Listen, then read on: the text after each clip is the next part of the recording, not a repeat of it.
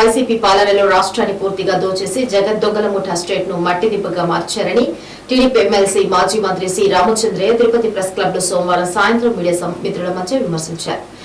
ఈ సందర్భంగా వైకాపా పాలనలో జరిగిన దుర్మార్గపు దోపిడీలకు సంబంధించిన 5 పేజీల బుక్లెట్ ను విడుదల చేశారు. తిరుమల తిరుపతి దేవస్థానం శ్రీవారి మహా ఆలయాన్ని నిలువ దోపిడీ చేశారన్నారు. భక్తులు వేసే డబ్బులు ఎక్కడికి వెళ్లాయని ఆశ్చర్యం వ్యక్తం చేశారు.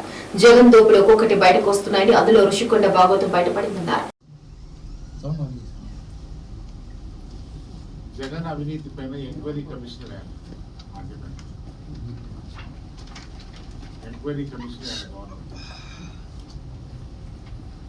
అలీబాబా 40 దొంగల మాదిరిగా 40 ఉందో తెలియదు కరెక్ట్గా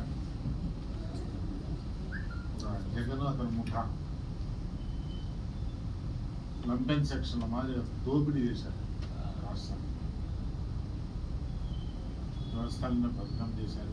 ఎంతవరకు పథకం చేశారో మీకు తెలుసు. ఆ పథకం ద్వారా వాళ్ళు ఎంతవరకు సంపాదించారో కూడా తెలుసు.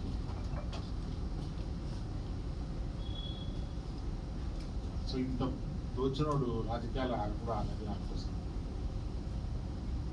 అలా నేను వస్తాను 40% కూడా తగ్గలేదు నాకు అని మొన్న మీడియాను అడ్రస్ చేస్తున్నా. First and last media meeting. అతను ఎప్పుడు మిమ్మల్ని అడ్రస్ చేయలేదు. దిగిపోయేటప్పుడు అది చేశారు.